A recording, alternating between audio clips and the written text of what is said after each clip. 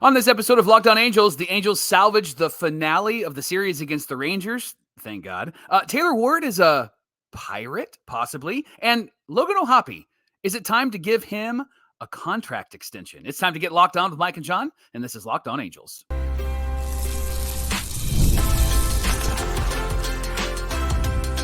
You are Locked On Angels, your daily Los Angeles Angels podcast. Part of the Locked On Podcast Network, your team every day. Yes, it is, and yes, we are. Thanks for making Locked On Angels your first listen of the day. You can find us anywhere you get your podcast, including Apple Podcasts, Spotify, and SiriusXM by searching Locked On Angels. And if you'd like to give back to the Super Halo Bros for all the Super Halo content, here's some things that you can do. Leave us a rate and a review on Apple Podcasts. If you're watching on YouTube, hit that thumbs up button. And if you're not subscribed already, please subscribe and become a Locked On Everydayer. And whether you're watching or listening, come over to YouTube, leave a comment. It's really one of the best ways to get in touch with John and I and be a part of the conversation. And this episode of Locked On Angels is brought to you by Bookingcom.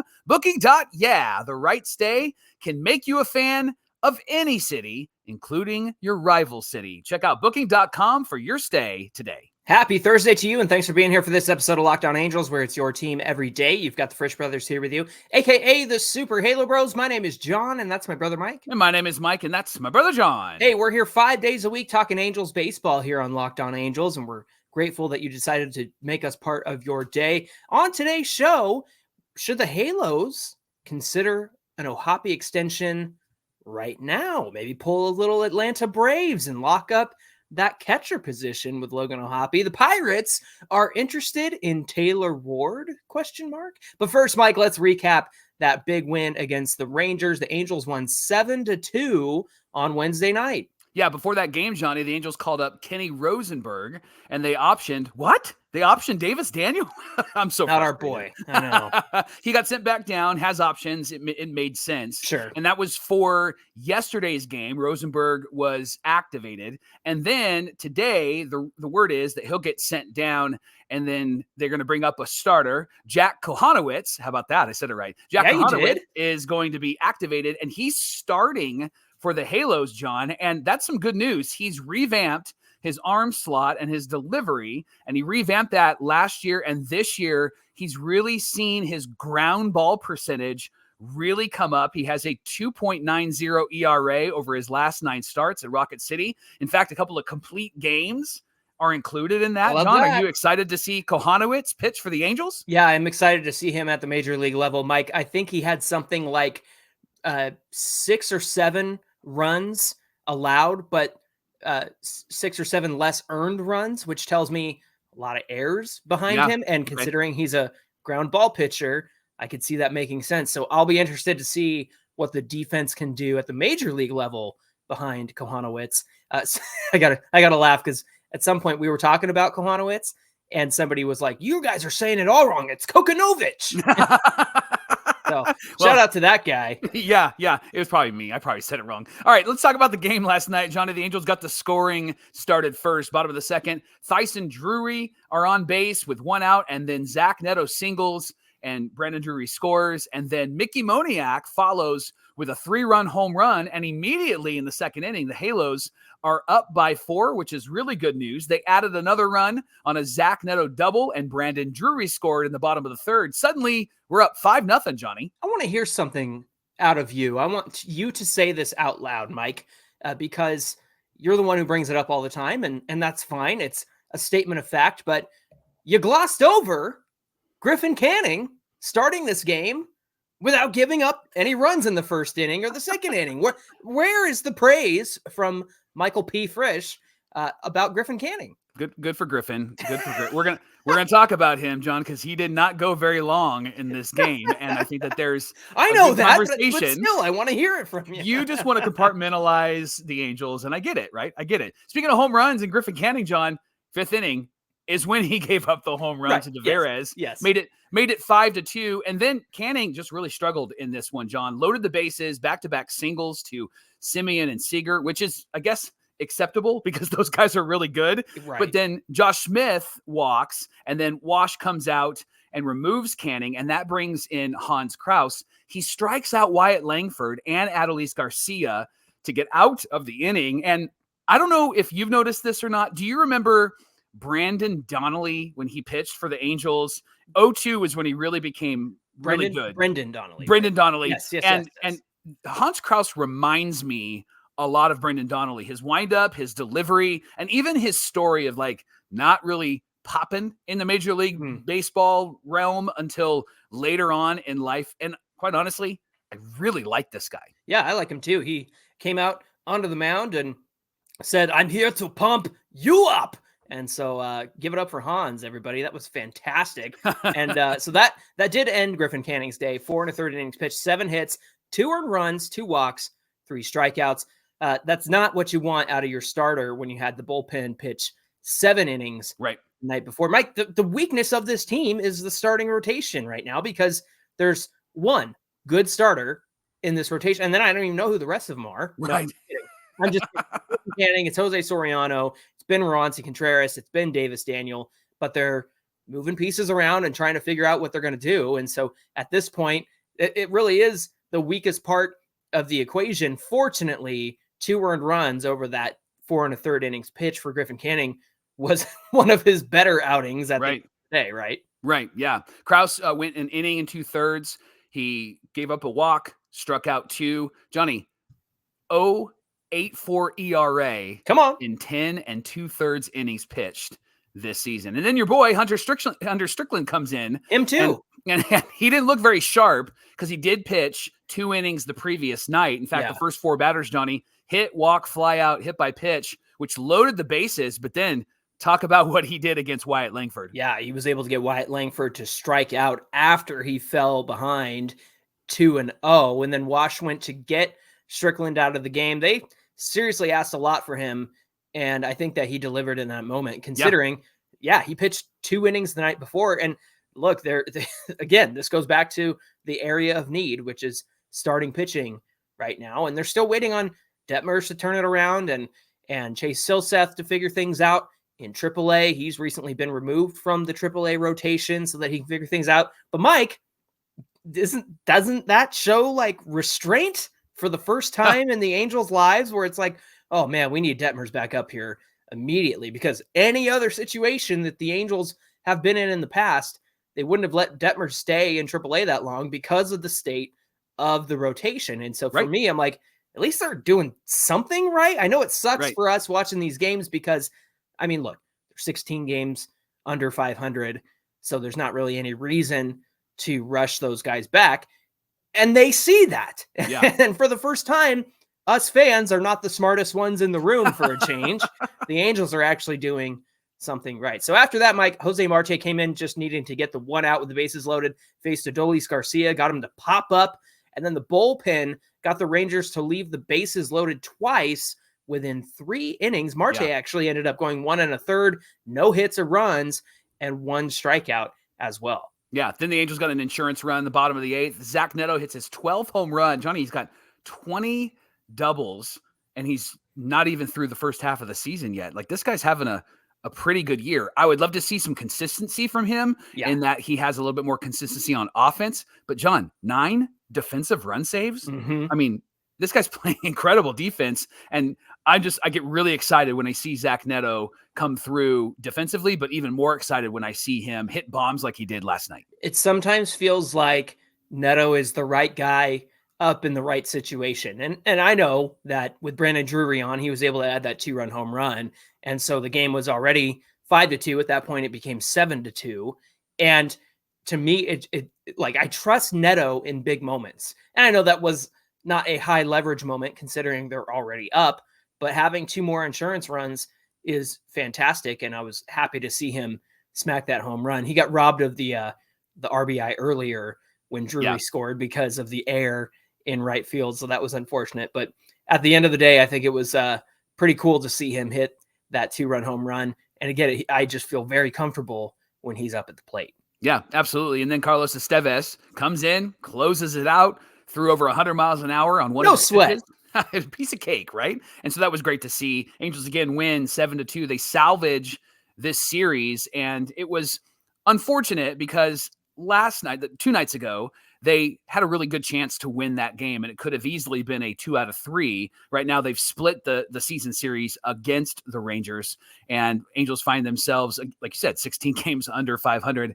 To go back to the conversation about not bringing up the pitchers and rushing them, that is a bright spot on this team, that they are allowing some of these guys to continue to work through some things in the minor leagues. And I'm really excited to see guys like Jack coming up and pitching for us today. And I want to see other pitchers as well. And if they do end up making some of the trades of the bullpen guys, it'd be great to see some of those AA guys from Rocket City come up and see what they got at the major league level. Yeah, I think that's the big question a lot of Angel fans have is, what are the Angels going to do over the offseason and into next season in terms of the areas of need that they have? And I think one of the big areas that won't be such a big deal will be that bullpen. You'll have Ben Joyce there.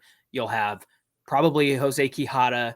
You'll have Robert Stevenson back at some point. So there's 3 good pieces right there. But Mike, I think you're right. I think if the Angels are able to sell off a lot of those bullpen arms, we'll see the AA guys get promoted and show us what they can do. I think that's one thing I want to really highlight is the fact that the AA guys can bring it. And I think that if they come up and show what they got, the Angels will be able to figure out like, okay, will this guy fit in next year? Will this guy, maybe not, maybe he needs a little more time. That's something that I hope that they really take seriously in this season, where it's a see what you got kind of year, because that's where we're at right now. Hey, thanks for making Locked On Angels your first listen of the day. The Angels are playing the Mariners at 6:38 Pacific time. You can catch every pitch of the Angels hometown broadcast with SiriusXM on the SXM app.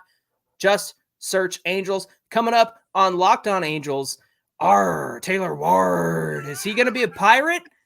There were some stories going around yesterday, and some Pirates fans were excited, and then they said, well, I don't know if that guy's credible or not. But either way, we jumped on the conversation, and we're going to be talking about that in just a minute.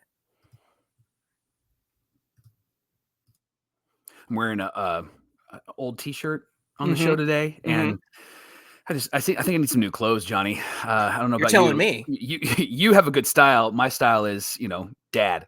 So my wife and my oldest daughter always help style me, and they do a pretty good job. People notice when I go out and I'm wearing something nice. They're like, that was your wife's doing or your oldest daughter's doing. Well, now I actually can be styled by professional stylists with Stitch Fix. I can upgrade my entire wardrobe, and so can you. And these stylists work for you. Here's how Stitch Fix works. You just give them your size, your style, and your budget preferences, and then they're going to send you 5 just for you pieces, plus outfit recommendations and pro styling advice.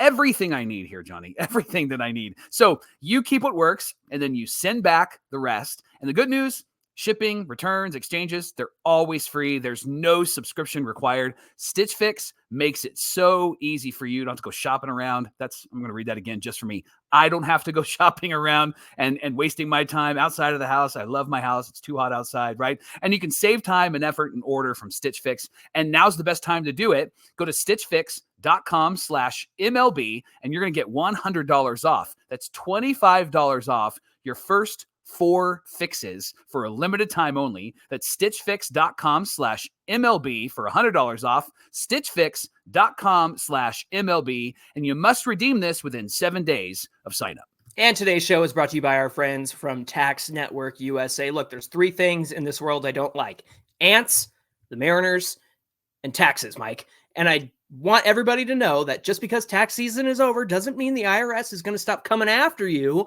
for unfiled taxes. They can garnish your wages, levy your bank accounts, even seize your property. Don't let the IRS target you, because you can let the licensed professionals and tax experts at Tax Network USA go to bat for you. They have over 14 years experience and an A+ rating with a Better Business Bureau. Tax Network USA has saved their clients over $1 billion in tax debt. Whether you owe taxes or you have complicated taxes, maybe you started your own business and you're going, what the heck do I even do?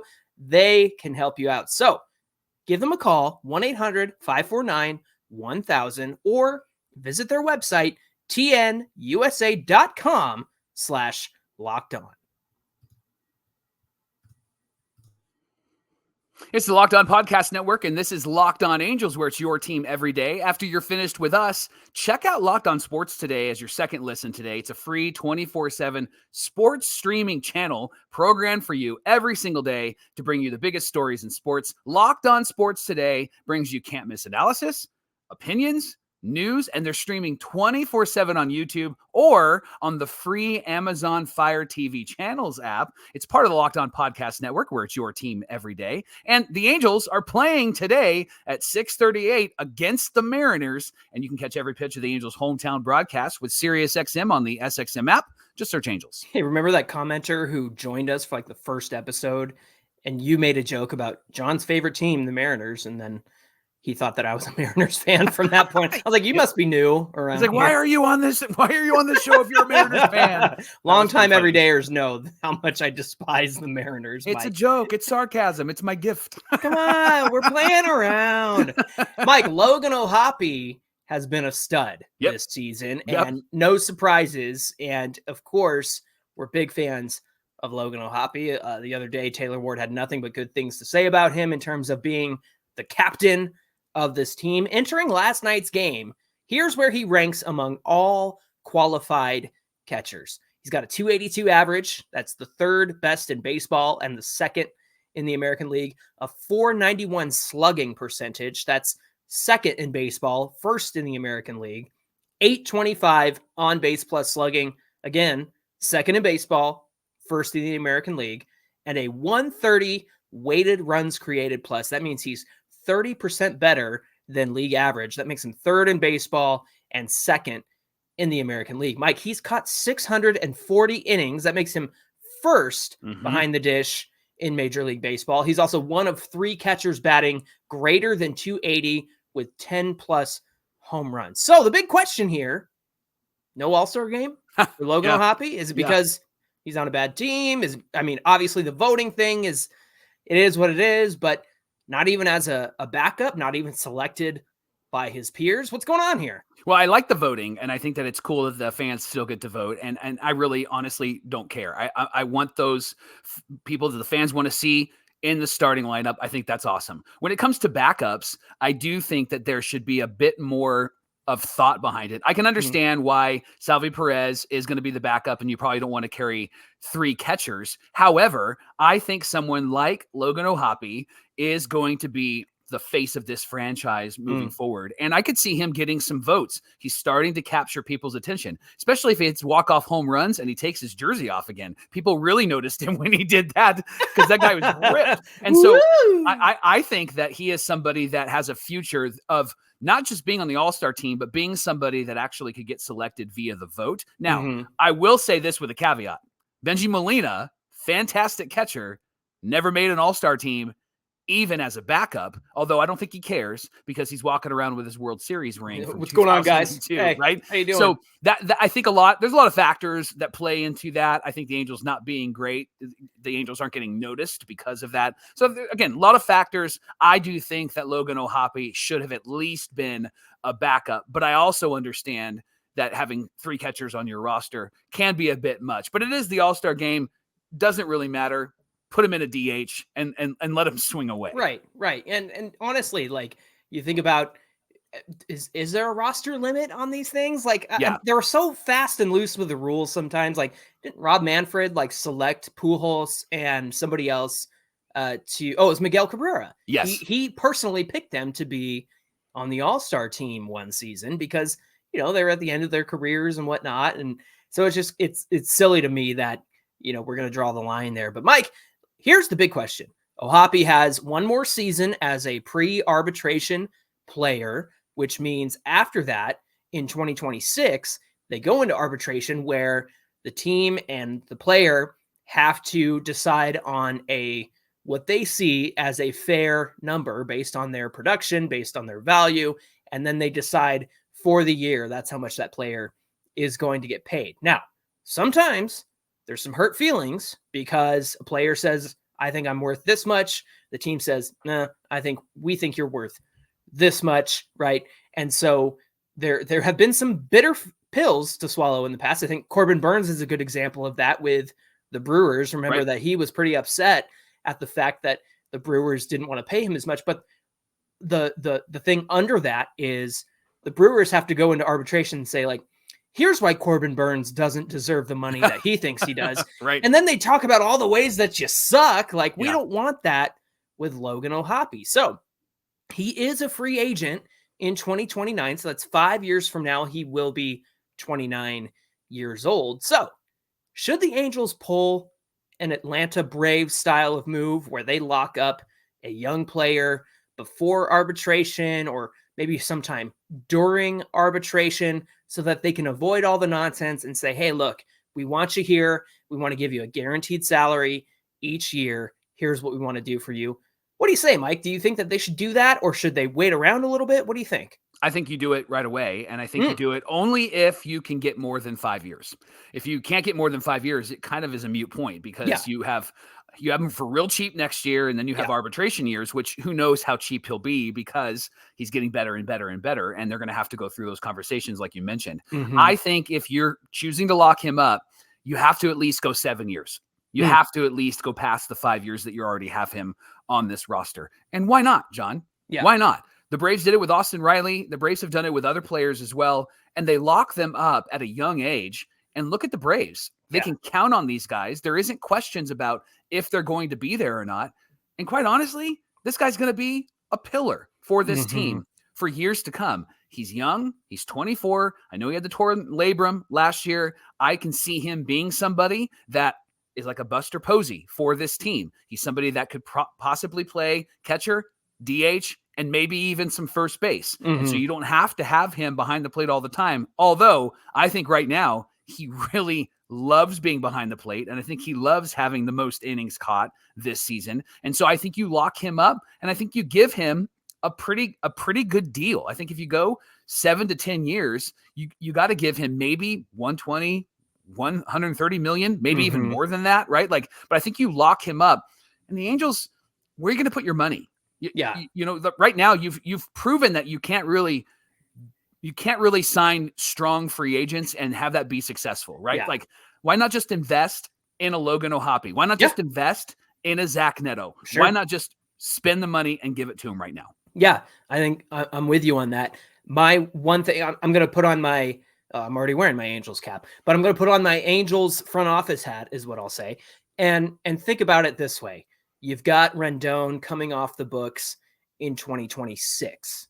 And so that's the same time that Logan O'Hoppe hits arbitration. So in my opinion, I think the timing kind of lines up there, Mike, where you can continue to play Logan O'Hoppe the way that you're doing it. He's pre-arbitration right now. I think I would kind of ride that out and let those years play out, because then Rendon comes off the books and then you free up some salary cap or some salary space in order to pay Logan O'Hoppe what he deserves. Now, I know that I mentioned arbitration and what that often means and how it can hurt players' feelings. The one thing I'll hang my hat on is that, what did Ohtani get last year? Like 30 million or 30 so? Million. Yeah. And look, that's obviously a steal relative to what he got in free agency. But at the time, for a controllable player, I think the Angels did right by him by giving him that 30 million. Plus, they had him on some affordable years before that. So I think there is a world in which the Angels go into arbitration with Logan O'Hoppe and then pay him what he deserves. I think, and again, I'm speaking like I'm going to lock him up now. Don't get me wrong. Yeah. But I think if I'm speaking from the front office side of things, I think you have the ability to wait until 2026 when you get that Rendon money off the books, and then you can give Logan O'Hoppe what he's worth. What do you think? After 2026 is when he's off, right? Rendon has 2 more seasons. Okay. Yeah. So then you're really kind of locking him up in the off season before 2027. Right. Yeah, that's good clarity there. So yeah, so after 2026, that would be 1 year of arbitration. So between 26 and 27, maybe you arbitrate with him that first year, kind of go through the motions, and that might even set up what you pay him annually moving forward. Sure. In that situation. So again, I think the Angels have room to do that, but as a fan, I say lock him up. You got to lock that down. You got to get that guy on your team for at least 7 to 10 years at this point. Today's episode of Locked On Angels is brought to you by our new everydayers, Booking.com. Summer is here. You're going to travel, especially if you're going to follow your favorite baseball team, the Angels. Let your friends at Booking.com help you out with hotels, bed and breakfast, vacation rentals, resorts, so much more. Booking.com is here to help your stay be perfect, even if you have to go to your baseball rival city. From hotels that overlook the stadium to family-friendly resorts, Booking.com has so many choices across the United States for your summer baseball travel. And right now, you can stay anywhere and perhaps let Booking.com make you a fan of that city, even if it's not your favorite team that's in that city. So take the guesswork out of all your travel and flex your booking power with our new everydayers at Booking.com. Book today on Booking.com, their website, or using their app, Booking.com, Booking.yeah. And today's show is brought to you by our friends at Game Time. They are now an authorized ticket marketplace for Major League Baseball, which makes getting those tickets even faster, even easier. They're obsessed with finding you ways to save you money. With Game Time, you can get last-minute deals on tickets and save up to 60% off sports, comedy, theater, all that good stuff. You can save even more with their exclusive in-app flash deals where they select the seats for you ahead of the game or the event. You can save even more on zone deals where you choose a section and then they choose the seats. They have all-in pricing so that you know the total upfront, no surprises. When you're checking out, you can get a panoramic view from your seat so you know what it looks like from your seat before you buy. They have the lowest price guarantee, or Game Time will credit you 110% of the difference. Plus, with every purchase, you get Game Time ticket coverage. It's covered with the most flexible customer service policy in the ticketing industry. So take the guesswork out of buying tickets with Game Time. Download the Game Time app today and use our promo code LOCKEDONMLB for $20 off your first purchase. So again, if you haven't done so already, download Game Time, use our promo code LOCKEDONMLB, and you'll get $20 off your first purchase. Download Game Time today. Last minute tickets, lowest prices, guaranteed.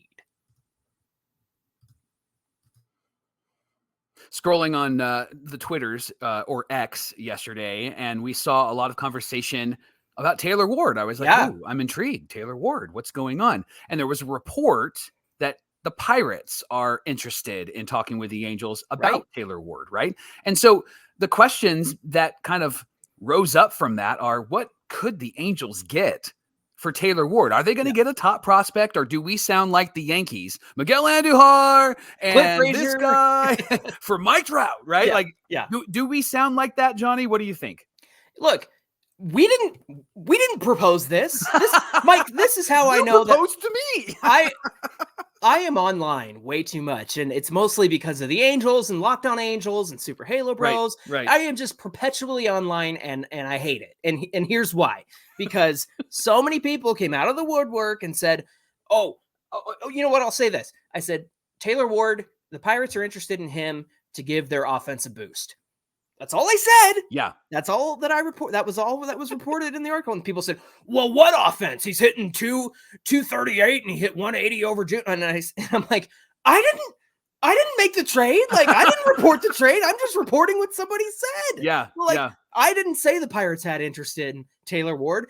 Somebody who knows the situation better than I do said that the Pirates had interest in Taylor Ward. If you got a problem with the Pirates having interest in Taylor Ward and his 238 batting average, take it up with them. I didn't say anything. Call up Andrew McCutchen. Well, here's the thing. I do have to shout out, I think it's Grumpy McDwarf. Great name, by the way. Great. He said, would Taylor Ward be a boost? And I thought that was a fair question. Yes. And then I posted Michael A. Taylor's 201 batting average screenshot, and I said, yes. And then Grumpy McDwarf said, all right, point taken. So that I appreciate it. But there were so many people coming out of the woodwork saying, well, what's Taylor Ward even going to get? I don't know. Right. But somebody asked me, what's your ideal trade scenario? I said, ideally, maybe Tamar Johnson, who's a second baseman / shortstop. Yep. Look, he's the number 2 prospect. I said, that's probably out of reach if, they're dealing Taylor Ward. But who knows? Yeah. Like our everydayer Scott Freeman said, look, Edgar Caro's the number 73rd ranked prospect in the top 100. And if the White Sox can get him for Giolito, then maybe Taylor Ward can get the number 76th ranked prospect in MLB. And I thought, great job, Scott. See, that's using your head. That's using your brain. Scott used his brain when looking at this situation. So anyway, Mike, I picked Termarr Johnson. He's somebody who's in high A right now. He's 20 years old. His estimated arrival time in the majors is 2025. He's got a 55 hit tool, 55 power. He's got a 50 run, a 50 arm, a 55 fielding, and overall he's a 55. To me, if the Angels were able to get somebody like that and trade out and get an area of need up the middle would be fantastic, especially somebody who can play second base. And he's got a little bit of pop in that bat as well. He had a pretty high K rate at one point, but he has since lowered that over the time that he's been in the minor leagues. Might be a few years away, 2025, but that's also, I guess that's not a few years away. That's next year. Good grief. But he is in high A, so that would require kind of rushing him through things. But what's the rush? I think we can just see what he can do. He's somebody that I think could really solve the Angels' problems in the future. The other name that I was looking at, John, was Jack Brannigan. He's a shortstop third baseman, also in high A.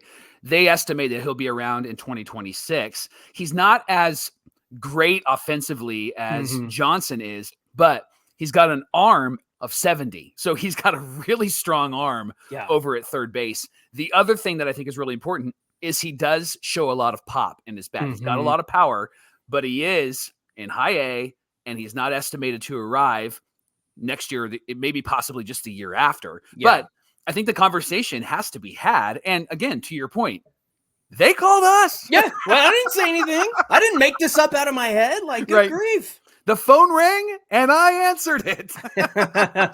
Mike, I think Braxton Ashcroft is another one that intrigued people. He's actually a pitcher in AAA. He's 24 years old. He's got a 60 grade fastball, 55 slider, and the control. He's got a 55 score on his control. And if you go in and you dive into the details on him a little bit, that's one thing that has impressed scouts the most is his ability to put the ball where he wants it to go. I think that would be a great pickup for the Angels. Hey, thanks for making Locked On Angels your first listen of the day. Remember, they're playing the Mariners tonight at 6:38 Pacific time. Jack Konowitz is on the mound. You notice I said Jack earlier. I didn't pronounce his last name because in my mind I was going to say Konowitz, and it just wasn't going to come out right. You can catch every pitch of the Angels' hometown broadcast with SiriusXM on the SXM app. Just search Angels. Hey, I forgot to mention this during our Logan O'Hoppe talk, but I did have to laugh that somebody said, "Hear me out. Trade Logan O'Hoppe for a haul of prospects." And Jeff Fletcher of the OC Register retweeted it and said, "I just want to see the comments of what happens here." Jeff was that Michael Jackson eating popcorn gif. Like, I'm just here for the comments. That was great. Jeff. Hey, we appreciate you making Locked On Angels your first listen of the day. If you want to give us a follow on Twitter, you can do so at Locked On Angels and give me grief for talking about a trade that I didn't even come up with. Or you can follow us at Super Halo Bros on Twitter and Instagram. Whether you're watching or listening, come on over to today's show on YouTube, get in the comment section. It's the best way to be part of the conversation. Mike, what do we have on deck for tomorrow's show? Well, we're going to recap all 4 of the games against the Mariners on Monday because on tomorrow's show, we've allotted all of our time to a good friend. Lindsey Crosby will be here, former host of Locked On MLB Prospects, does a lot of writing for baseball.